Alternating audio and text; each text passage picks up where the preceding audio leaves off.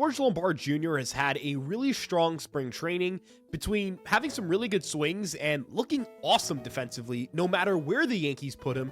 There's a lot of excitement around what he could be in 2026, but are the Yankees going to make him their shortstop at any point this year? We'll break down where Lombard's at skill-wise, talk about the pros, the cons, and whether 2026 is an actual year that we could see him play in the big leagues. All that and more right here on Fireside Yankees. If you like this kind of content, you can like, subscribe, and turn on that notification bell. And without further ado, let's jump straight into today's video.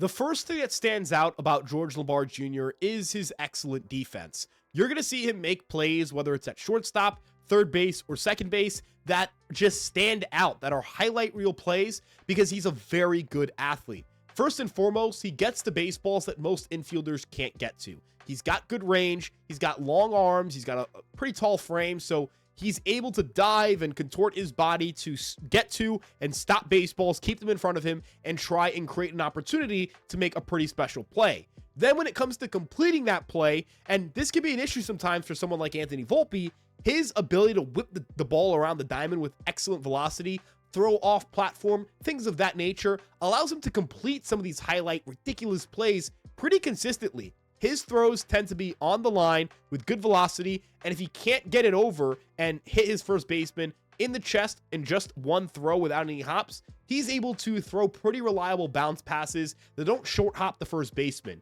The ability to do this with really no time to know how you're going to throw the ball, know how it's going to feel out of your hand, to really react and know how much time you have, it shows a lot about George Lombard Jr.'s internal clock. He's able to process game speed really well. You can see him process information as the play develops and know exactly what he's going to do with the baseball and throw it with confidence. Again, he's got all the physical tools, and mentally, it seems to all be there as well in terms of decision-making, confidence, things of that nature. So I really do fall in love with George Lombard Jr.'s glove. Like, I think it's an incredible skill, and I do think it's something that can anchor him and make him a big leaguer, even if the offense doesn't really develop, because he is somebody that you can stick at multiple positions and get plus defense. I think if he's going to play shortstop for the Yankees, he can contend for a Gold Glove tomorrow. At second or third base, I think he'd be a Gold Glove contender tomorrow. He is somebody who's willing to play all three positions. I think he should stick at shortstop, but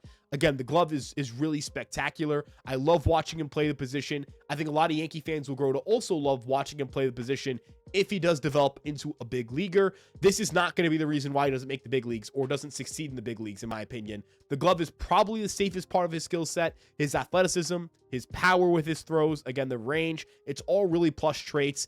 And this is where we lead into the offense. And the offense is where there is a lot of questions really about any prospect, but especially with George Lombard Jr. There's no other way to look at this. Offense is the most important part of a player's game. It's the area where they tend to have the most control. Defense isn't as sticky year to year. Offense is pretty sticky year to year, at least your skill sets tend to be, but it's really hard to figure out who will or won't hit in the big leagues. You'll have some really great prospects who don't pan out and some not so great prospects that pan out. One of my favorite examples to use is the fact that Anthony Volpe was a consensus top 10 prospect in baseball and has not been an above average hitter, while Ben Rice wasn't even a consensus top 10 prospect in his own organization and might be the best homegrown hitter they've developed since Aaron Judge. So offense is tough to project, but some of his plus traits are centered around his discipline and his raw power. George Lombard Jr. walked 15% of the time. Among minor leaguers last year, George Lombard Jr. finished with the 14th most walks drawn at 87. So I think he's got a good feel for drawing walks. Hopefully it's something that translates to the big leagues.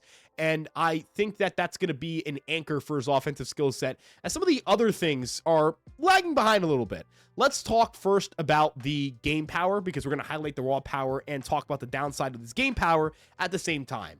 George Lombard Jr. can hit the baseball pretty hard. We've seen him hit the ball hard.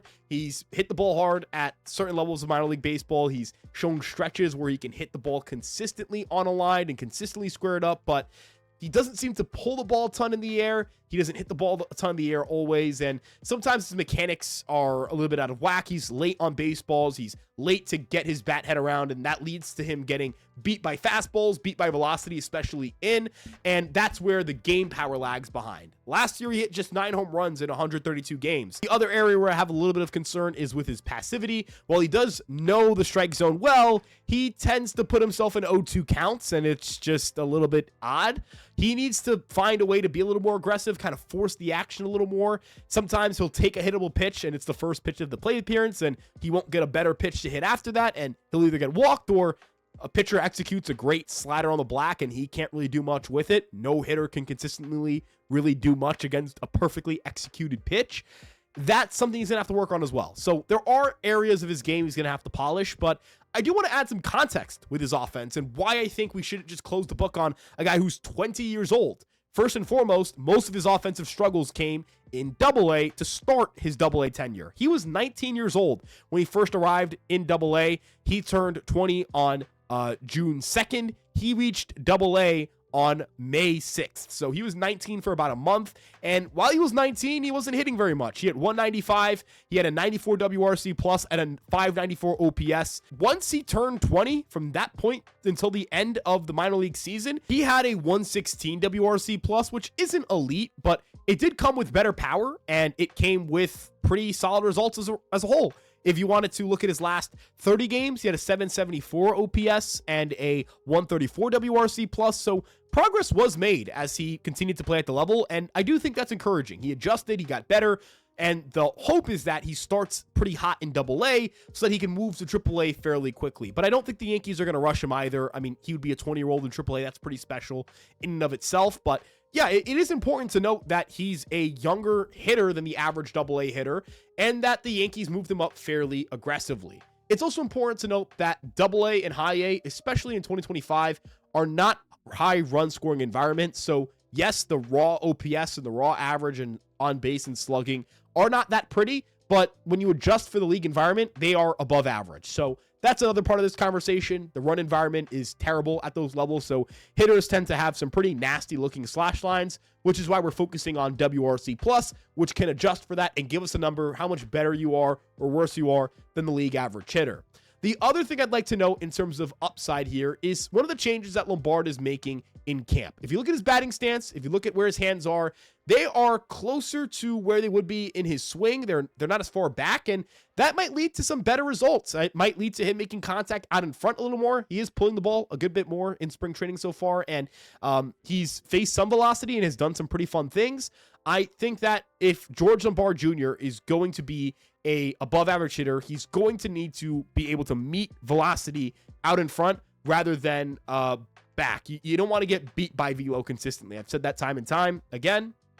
And again, I do think the New York Yankees are a organization that kind of have to prove themselves a little bit more in terms of hitting development, but I think that they have a modern hitting philosophy inside that organization and are going to be able to identify, hey, he needs to work on the fact that he needs to work on his ability to hit velocity and are trying to work with him to make those adjustments. So I'm curious to see what he does offensively.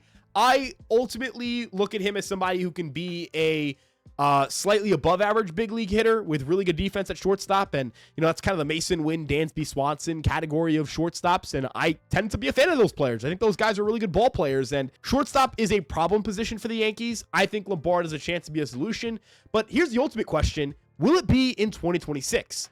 I tend to lean towards no. I think 2027 is when we see George Lombard Jr., but if he gets off to a fast start this year and puts himself in AAA and doesn't really skip a beat, there are going to be conversations about whether he's major league ready or not. At the end of the day, problem position plus talented top prospect equals opportunity. And the Yankees have as much of an investment in Lombard as they once did in Volpe. I don't think the question is whether the Yankees are willing to move off of Volpe or not, but rather if George Lombard Jr. is going to push that question up to 2026 versus 2027. Let me know what you guys think in the comment section below. Will George Lombard Jr. be up this year? We'd love to get your opinions on it in the comments again below. Like, subscribe, turn on that notification bell. We really appreciate the support you've shown us here on Fireside Yankees. You can check me out on Twitter at Ryan Garcia ESM, and we'll see you guys in the next one. Peace out, everybody.